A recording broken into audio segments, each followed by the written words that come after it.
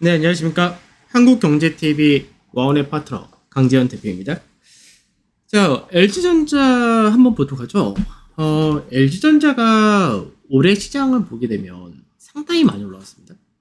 그러니까 연초를 기준으로 할 때 LG전자가 거의 50%까지 올라왔었죠. 고가까지.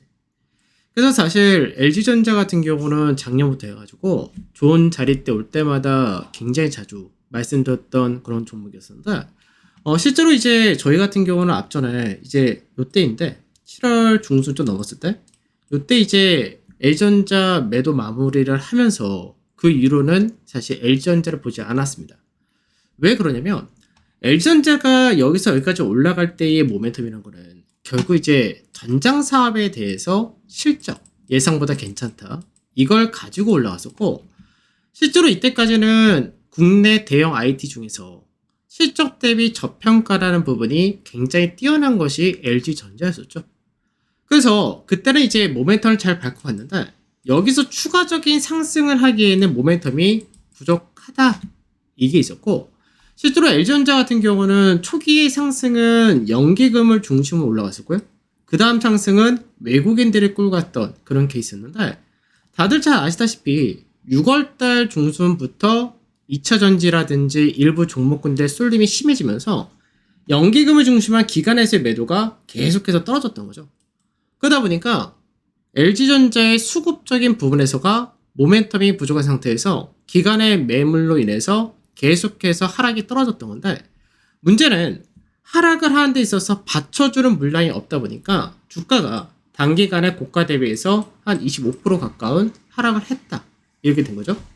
그러면 지금 구간에서 저희 같은 경우는 단기적으로 이제 매매를 했다 이런 관점이었었는데, 그럼 왜 어느 구간에서 단기 매매를 했느냐, 사실 이제 그게 중요하겠죠. 사실 이제 LG전자 보게 되면은 저희 같은 경우는 이제 8월 28일 날 이제 매수가 들어갔습니다. 8월 28일 날 99,000원이라는 가격대에서 이제 매수를 들어갔고, 그리고 나서 이제 시장에서 왔다 갔다 한번 강세 뛰면서 움직이다가 결국 이제 오늘 시장에서 이제 5% 정도 수익을 보고 마무리했다는데, 실제로 지금 위치에서는 좀 더 위를 봐야 되지 않을까 이런 생각도 합니다.